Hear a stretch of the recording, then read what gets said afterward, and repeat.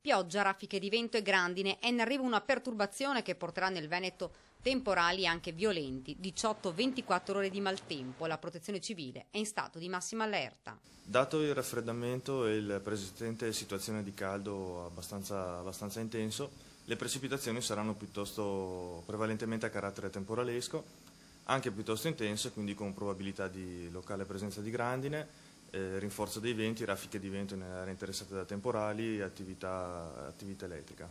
È stato decretato infatti lo stato di attenzione per rischio idrogeologico nei bacini del Veneto nord-occidentale e lo stato di preallarme nelle zone montane e pedemontane. È il caso di dire che rischia di piovere sul bagnato. Noi usciamo ancora con le ossa rotte dall'alluvione e abbiamo avuto eventi atmosferici stranissimi in questi 2 anni e speriamo di uscirne non con le ossa rotte, speriamo che tutta questa faccenda finisca. L'intensità della pioggia potrebbe infatti dar luogo a frane e smottamenti. Le amministrazioni locali, soprattutto della zona pedemontana, sono state invitate ad adottare le procedure di allertamento dovute a conclamate criticità o particolari sofferenze idrogeologiche e idrauliche presenti nel territorio di competenza.